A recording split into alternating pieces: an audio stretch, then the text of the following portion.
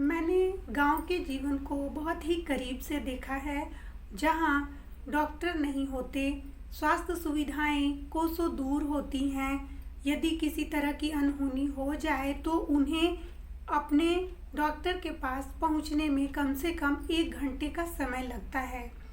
उनके पास वाहन की सुविधा नहीं होती। हालांकि आजकल वाहन की सुविधा है, वे 108 पर कॉल करके वाहन को बुला सकते हैं, लेकिन उसमें भी समस्या यह है कि वह वाहन जो है वह स्वास्थ्य केंद्र तक तो पहुंचा देगा, लेकिन वहां से लाने की व्यवस्था नहीं होती है। ऐसी स्थिति में बहुत देर हो जाती है। वो सोच विचार करते हैं और इस सोच विचार में बहुत समय बीत जाता है और तब कई गंभीर समस्याएं उत्पन्न हो जाती हैं। खासकर गर्भवती महिलाओं के संदर्भ में मैं ये कहूँ कि जब उनका बच्चा पेट में पल रहा होता है तो उन्हें यह जानकारी अवश्य होनी चाहिए कि उसका जो गर्भस्थ शिशु है वह ठीक से मूव कर रहा है या नहीं कर रहा है, उसकी मूवमेंट सही है या नहीं है। तो आप प्रतिदिन अपने गर्भस्थ शिशु का मूवमेंट महसूस करती रहें। जब कभी ऐसा लगे कि जो प्रतिदिन का जो मूवमेंट था उससे कम या नहीं के बराबर है, तो यह खतरे का संकेत है और इस संकेत को अनदेखा ना करें।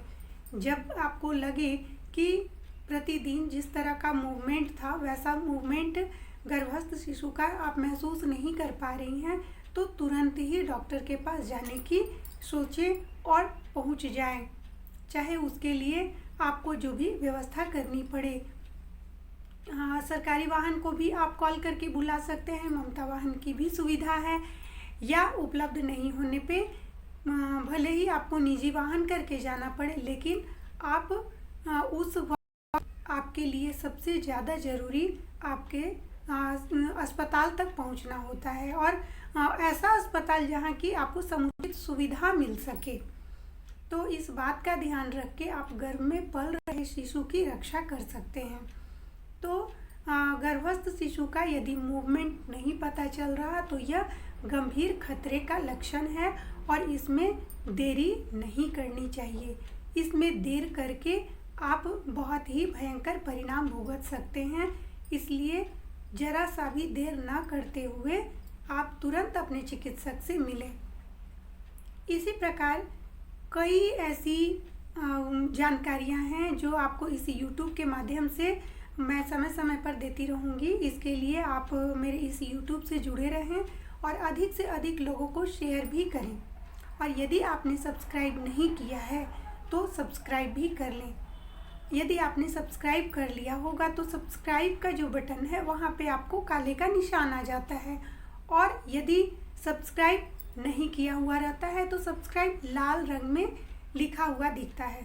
मैं यह इसलिए बता रही हूँ क्योंकि आज मोबाइल तो सभी के हाथ में है, लेकिन मैंने देखा है कि ग्रामीण महिलाओं को मोबाइल चलाने नहीं आता। वो सिर्फ कॉल करने जानती हैं कि किस प्रकार किसी से बात की जा सकती है और किस प्रकार YouTube में आए हुए मैसेज को जो अचानक से आ जाते हैं उसे वो देख सकती है।